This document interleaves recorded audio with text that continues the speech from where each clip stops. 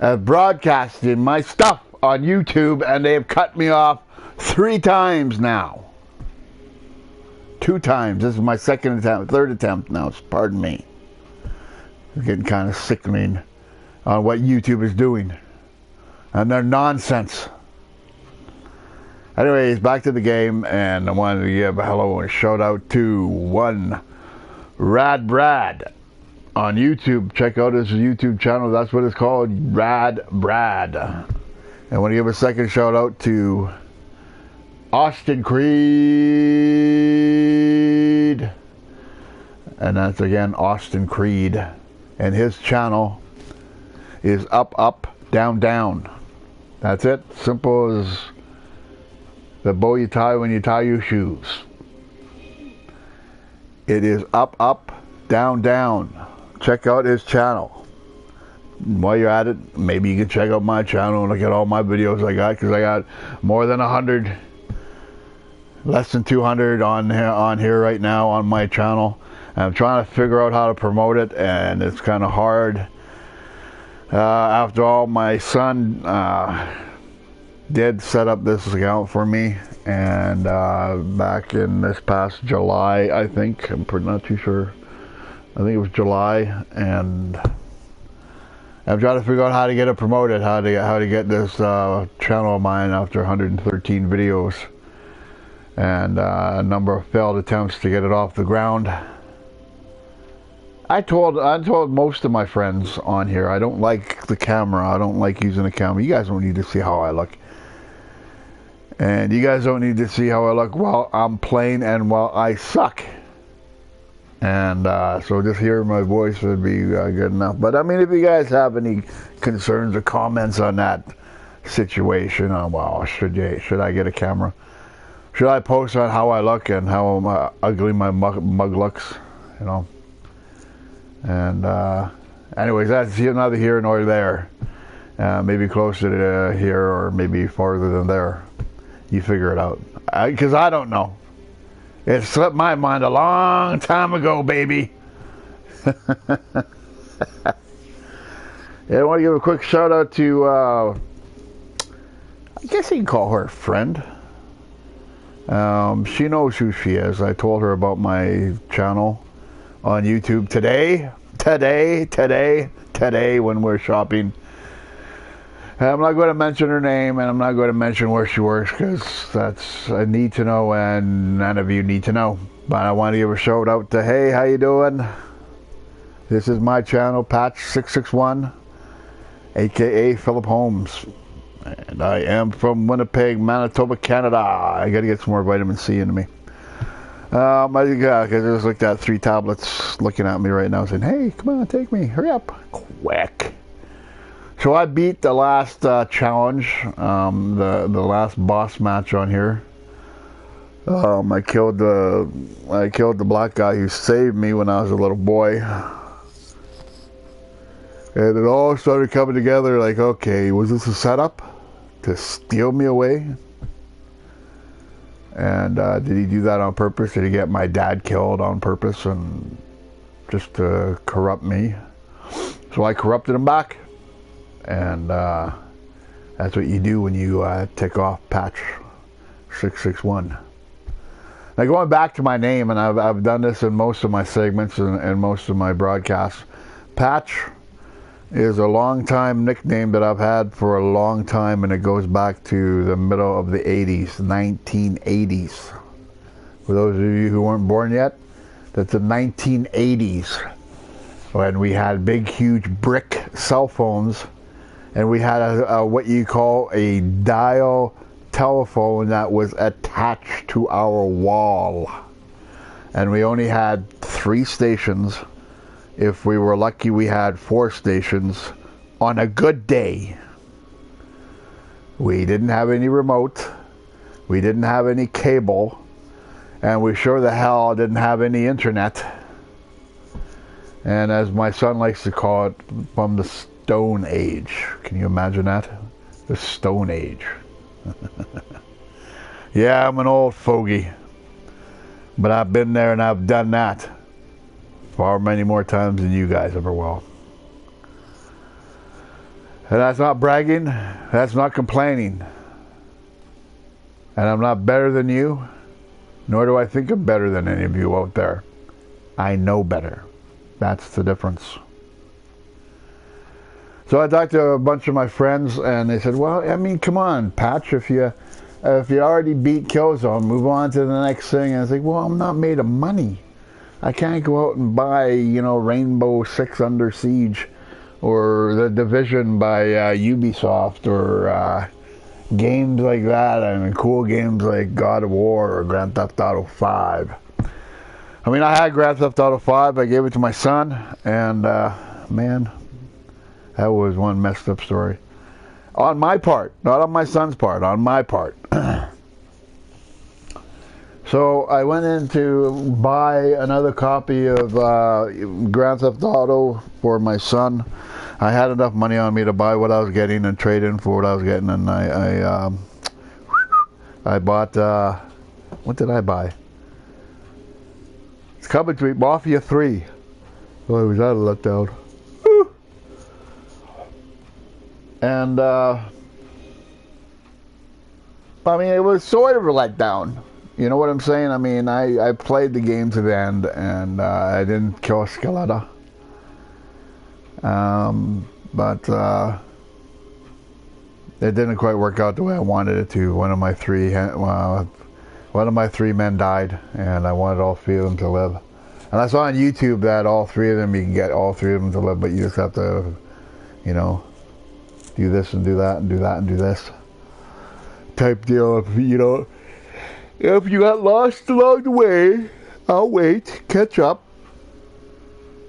You have to do this, you have to do that, you have to do that, you have to do this. And to keep them happy, you have to give them certain slices of the pie and even it out along the way with your properties. And if you don't, one of them is about to get pissed off at you, and one of them is going to try and kill you, so you have to kill them. And I didn't want to do that. I wanted to keep all three of them and do trois. But I'm getting off course here, which I usually do because I suffer from ADD and FAS, and that's what I do best. I get ahead of myself. And I'm like, don't get ahead of yourself, because they won't understand what you're talking about, man. They just won't understand. Or if they do, then they're just as crazy as I am. Batshit crazy. That's it. That's me. Call me Patch661's, batshit crazy. Anyhow, I'm in Winnipeg, and we are the Slurpee capital of the world, not Canada. The Slurpee capital of the world, and we're also the most racist city in Canada. Can you believe that? And here's the one thing that I haven't figured out yet about Winnipeg. I mean, you wanna Google Winnipeg and racism together, and you find out what I mean. I dare you to do that, and then you know what I'm talking about. And then after you do that, and you read all about the article on what's going on last March, look up the Canadian Human Rights Museum in Winnipeg, Manitoba, Canada. And you know, I still haven't figured out that one yet, and I still haven't figured out how they went about doing it and getting that project off the ground when Winnipeg is a racist city. Now, I'm going to tell you straight out right now, and for those of you who are listening, I'm not a complicated kind of guy, okay?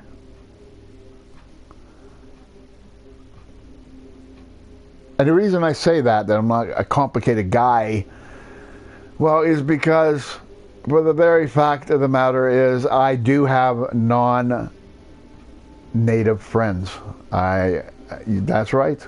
And a majority of those non-native friends that I have are not racist. And when somebody brings up me, like me, brings up something like the word racism, because racism is such a delicate word. and you word it wrong or you say it in a wrong kind of a sentence, they jump on you like you wouldn't believe it.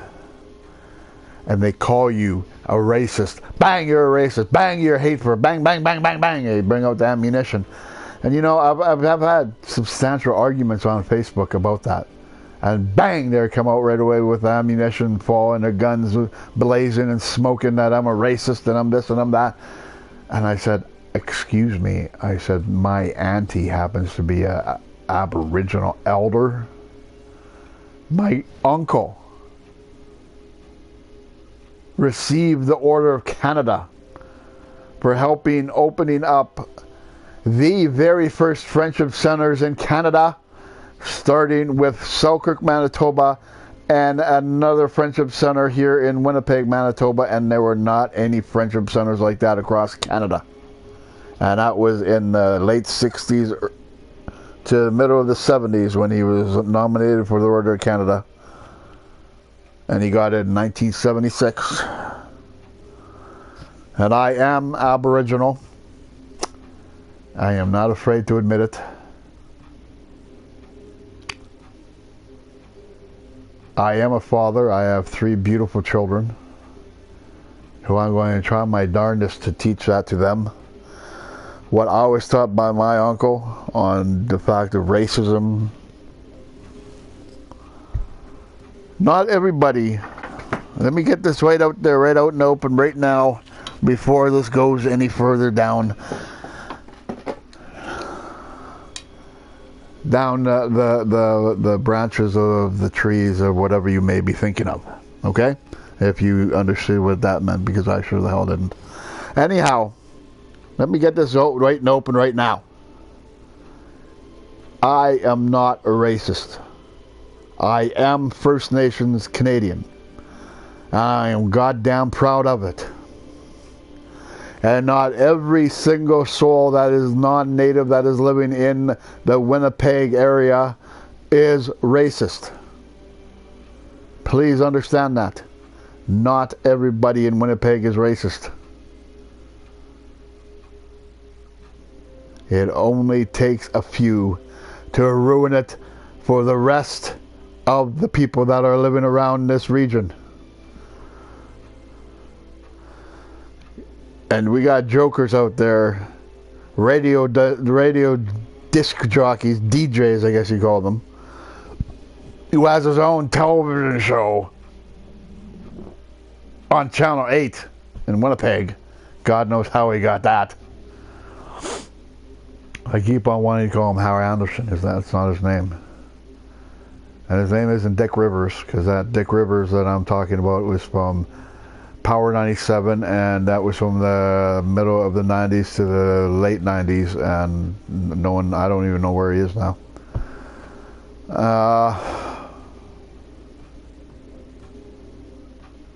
Hal Anderson? No. My gosh. He's so important I don't even remember his name. But he went into a tirade all by himself and flipped out on radio in Winnipeg about Winnipeg being a non-racial community and blah, blah, blah, blah, blah. We have a human rights museum. And this and that and this and that. And I'm sure his name will come to me. That's how important he is. He's not that important to me.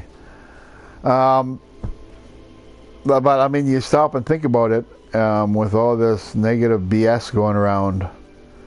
And Canada getting ready to celebrate 150 years of this and that in July for Canada Day, which is a bunch of malarkey. And the false front, and when I'm coming to that right now, the false front, smoke and mirrors, is why they built the Canadian Human Rights Museum right here in the smack dab in the middle of the most racist city in Canada, called Winnipeg, the Human Rights Museum. They could have put the Human Rights Museum in Ottawa. They could have put the Human Rights Museum in Regina. They could have put the Human Rights Museum in Switzerland.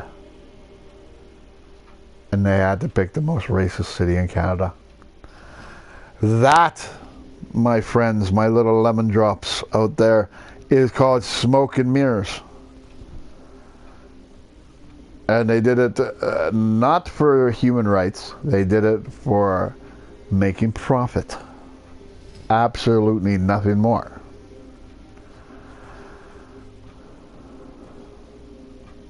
And in the famous words of Forrest Gump, stupid is, stupid does. Very stupid. But getting out of that nasty BS right now, I'm here to play a game. And I just gotta have a sip of my Diet Pepsi. Yeah, I'm a Pepsi guy. And lo and behold, my nurse, my health practitioner, told me that at my age, in my middle to late 40s, I am now teetering on the side of getting sugar diabetes. And I got a long line of family members that have had diabetes. I even had an uncle. And Vancouver, Canada, lose his leg from the knee down due to sugar diabetes. And my health practitioner said to me, well, you know, Philip, if you can't for some reason get off Pepsi and you enjoy that bubbly drink so much, why don't you try Diet Pepsi? And then I looked on the shelves in Safeway and in Walmart, and they have Pepsi Zero sugar. And I said, whoa. And what is this? But anyway, anyhow, I ended up buying two things the last 2 weeks ago, Diet Pepsi, and then I bought another 3 today at Shoppers. And it's not too bad. And my health practitioner gave me pills for the sugar diabetes and all that stuff. And I said, you know what? I'm not going to go your way. I'm going to go against your advice, and I'm going to try and do it on my own, because I can do it on my own. I just got to stay away from the sweets, stay away from the Pepsi and the chocolate bars and the chips, and have a healthy, balanced diet, and work out. Not occasionally, work out all the time. Now, I've been working out all the time, and the reason I say this, I took some paperwork to go get filled out at my desk at my doctor's office before Christmas. I weighed myself. And my gosh, over 8 months ago, I was 288 pounds. I was almost pushing a 300 mark. 300 pounds. And I said, okay. I got to listen to this health practitioner. She knows what she's talking about, man. So I started doing rigorous workouts and cutting down on my sugar intake and coffee intake and all that stuff, and eating a well-balanced diet, working out, doing crunches, jogging, whatnot. And bang! Before Christmas comes, and I weigh myself, and I go on the weigh scale, 268 pounds, or 67 pounds, or something like that. Oh, my heavens. And then I go in after Christmas. Huge total letdown. I go in after Christmas.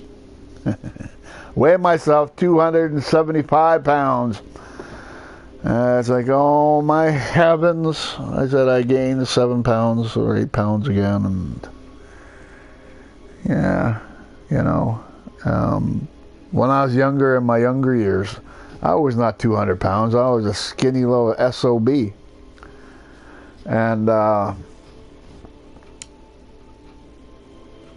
I was under 188, 189 pounds, maybe pushing 190. So what do? Almost 4 years ago, I broke my ankle. That's right, broke it. It'll be 4 years in March. This coming out next month. And what do? 4 years ago in March, I treat it as a sprain. I just sprained my ankle, and and what the heck did you hear before you went down? Because I was walking on a patch of ice, and remember, this was in March, 4 years ago, and that's when all of a sudden, that's what I heard. Snap! Like a twig. 2 twigs together. And it's like, bang. Oh my gosh, shooting pain going up my leg. And my mom is, and by the way, I am a mama's boy. All right? I love my mom very, very much. So let's just leave it at that. And I mean it. Leave it at that. There's nothing wrong with being a mama's boy. Let me tell you. Anyhow, back to the story.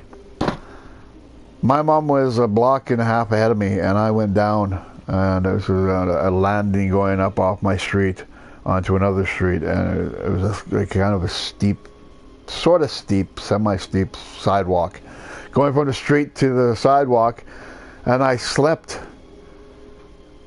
and my right leg, my right knee went out, and my ankle and my foot came in, and when it came in, I hyperextended my ankle, and my knee and my body weight went down on my ankle and my foot when I hyperextended it, and that's when I heard the crack and the snap, and I was like, oh my God. And I said, this is going to hurt. Like a SOB, this is going to hurt, and down I went, and sure enough, I was writhing in pain, like a sissy, in the middle of the winter, and I was lying there, and I couldn't move. I was like, oh my heavens, okay, I'm going to die. And my mom saw me, and she came and helped and picked me up, and went back to the house and got me 2 canes, and I was trying to walk on my ankle, and I couldn't walk on it. And what happened after that was like, she said, should I call you an ambulance? And I said, no, it's just a sprain. So get this, it's Mr. Just a Sprain. That's me, Mr. Just a Sprain. March went by, April, May, June. 3.5 months went by, and we're already hitting summer, and my ankle and my foot is swollen like you wouldn't believe. My mom got pretty well mad at me and said, get your butt to the hospital and get an x-ray on that ankle right now. Okay. So yeah, I went, and the doctor came back to me and said, what are we looking at here? And I said, I fell in March, and I'm just coming in now to get the x-rayed. And he goes, you're looking at a healing fracture in your ankle. Yeah, I could have only came in, got it rebroken, put a cast on, and you would have only had the cast on for 6 weeks, and you would have had it off, and you would have been fine. So that went by, and it's like, okay, now we got the surgeon that was going to operate on my ankle, and now we got to figure out, do you got sugar diabetes? Do you got blood pressure problems? Do you got this? Do you got that? Do you got this? You got to go for tests. Go do this. Go get your heart looked at.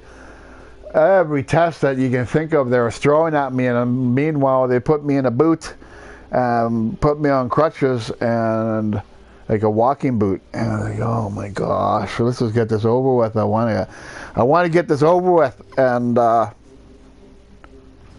finally, the day came, and they operated, and it was day surgery, and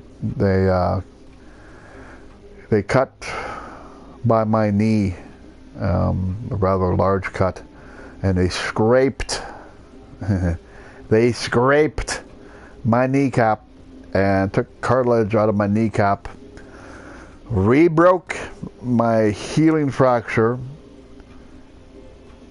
and pasted cartilage from my knee to my ankle, and then proceeded on putting a titanium plate and 6 screws into my ankle and sewing me up. And he said, we have, after surgery, about a month later, he said, we have a lot of uncertainties here. You're either going to walk with a permanent limp, or you're not going to walk with a permanent limp. You're going to get over this, or you're not going to get over this. And a lot of ifs, buts, and maybes, and nothing's permanent. It's like, what the heck? He said, well, I'm not God. And I said, well, I'm not saying you're God. I'm just saying, what is my outcome? What is my certainty? He goes, we don't know. So yeah, I have my ups and I have my downs, and it's almost 4 years later, and I can't run, I can't do a jig, I can't dance, but I can walk. And that was the story of how I busted my ankle, and was really like a typical male, stupid enough to say, "Oh, it's a sprain. There's absolutely nothing wrong with my ankle, Mum. Absolutely nothing wrong." Meanwhile, I had a broken, healing, fractured bone in my body, and I didn't get looked after, and that's what happened. That's the down low. It's down low, down high, down middle, whatever you want to call it. It happened. Lesson learned, yeah. I mean, you hear a serious fracture, like branches cracking in your head when you go down. You know you broke something because it went snap. And bones aren't supposed to go snap. So then they gave me all these calcium pills. Oh my heavens. So that's a whole other story, right? Then that little enchilada right there. Or if you like Taco Bell, a wrap. Not a wrap for me, mind you. It takes a lot to shut this cat up. I tell you, it does. At one time I was a cool cat. Now I'm just an old SOB. Laid out the pasture, and so getting into that next wrap, I was given calcium pills to help my ankle.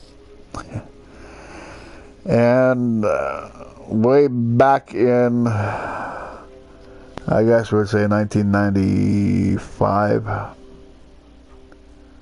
Yeah, 1995, 96, 95. I got my lights punched out. And in that sense, 5 months after I got my lights dimmed, I went to the doctors, and the doctor told me, "Well, Mr. Holmes, you have a busted nose." And it's like, oh, lovely. And he says, "Well, we can fix that problem." And I said, "Well, how can we fix that problem?" And this is on Arlington and Portage Avenue in Winnipeg, Manitoba, Canada. He said on Arlington and Portage Avenue, there used to be a doctor's office there. And he reached into his drawer and said, he took out this mild, large syringe.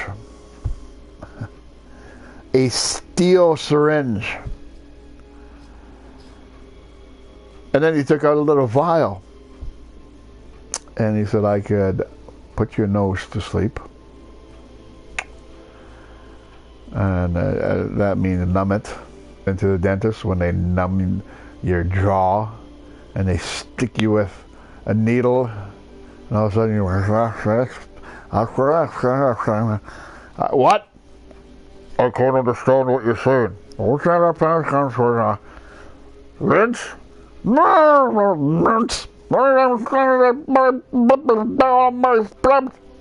Your lip is where? Your lip is on your where? Never mind. Like that. So anyways, back to the nose. He said, "I'll put your nose to sleep. I will stick the syringe up both your nostrils and put your nose to sleep." And then he proceeded to reach back in to his drawer of medieval crap he had in his drawer, and whatever gadgets he had in his line in wait for me in his drawer. He took out these clamps. I said, "Oh my gosh, what have I gotten myself into?" And he says, "After we put your nose to sleep, we'll wait 10 minutes, and then I'll stick this clamp up your nose and re-break your nose, but you have to walk around for about 3 weeks with looking like a raccoon." What did I do? Well, we can tell you this much, ladies and germs out there that are listening. I didn't go get it done because I was freaked out by needles. at the time. And well, today I still am freaked out by needles. And we'll put it this way, I got an eagle feather on my right forearm. I got a wolf behind the moon tattoo on my left shoulder blade on my back, and I got my daughter's initials and birthday tattooed across my throat. And this cat is afraid of needles. Go figure that one, because I still haven't figured it out. Yeah, I did some self-loathing throughout the years, and wanted to abuse my body and stick ink in my skin and make a tattoo, and that's what I did. I didn't do it myself, mind you. I had a guy in Vancouver do my tattoo on my arm, and I had the same guy do the tattoo across my throat.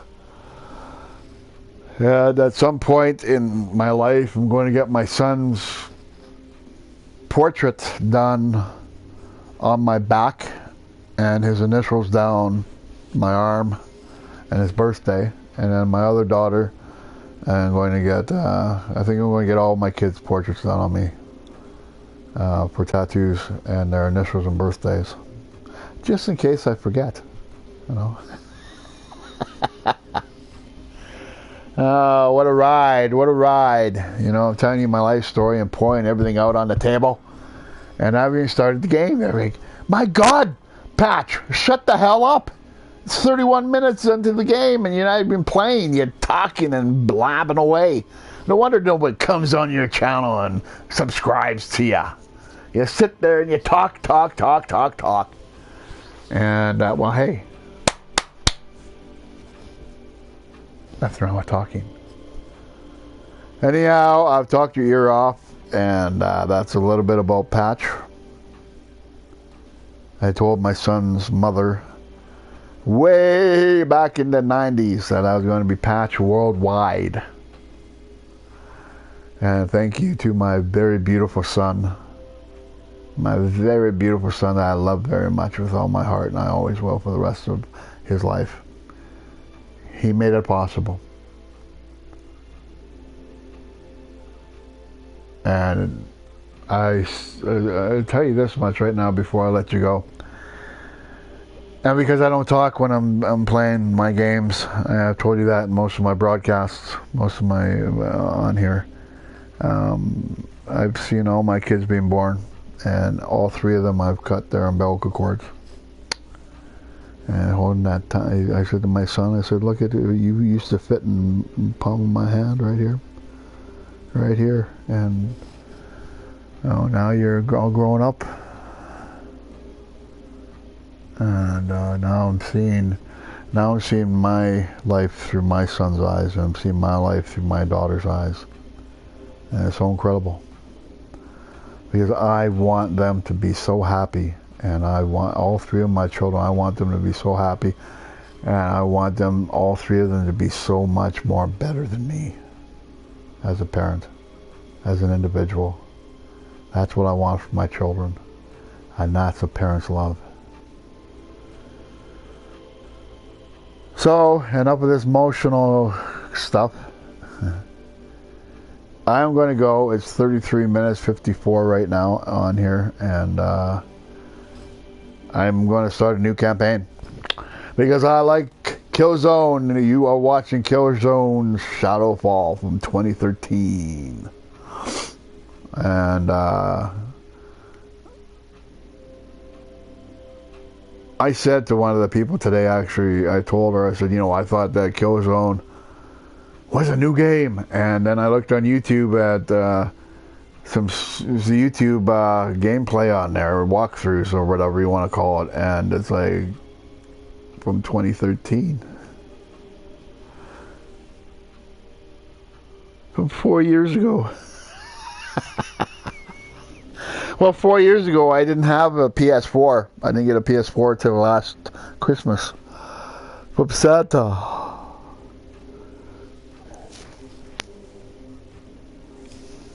I want to give a shout out to my daughters. They know who they are. I want to give a shout out to my son. He knows who he is. And I want to let each of you individually know and how much Dad loves you and how much I miss you every day, each and every one of you. And I'm so glad that you are in my lives. I'm so glad that you are so close to me in this city. And we are not worlds apart. I'm not in another province or I'm not in another country.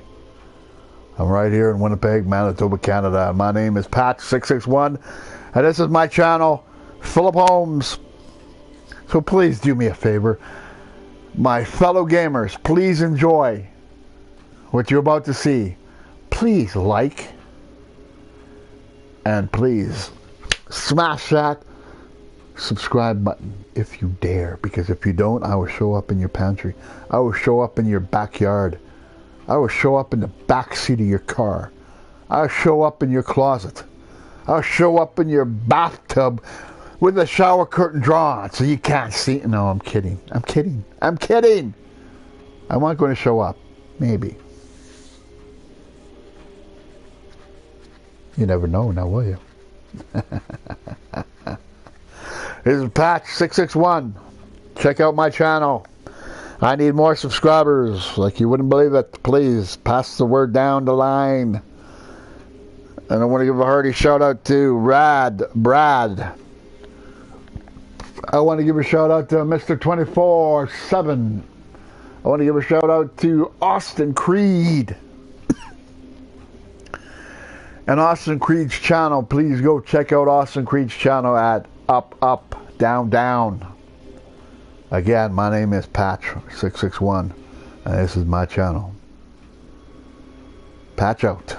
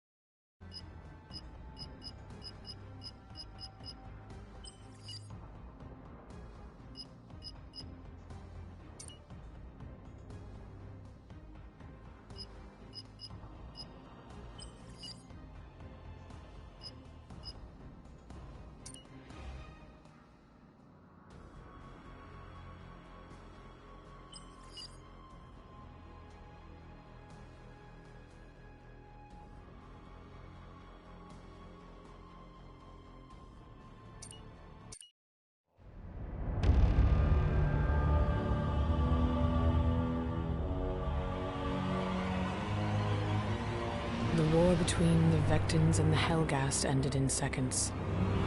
They call it the Terracide. 1 billion lives lost in the Petricite fires that swept Helgen's surface, reducing it to nothing more than a lifeless rock.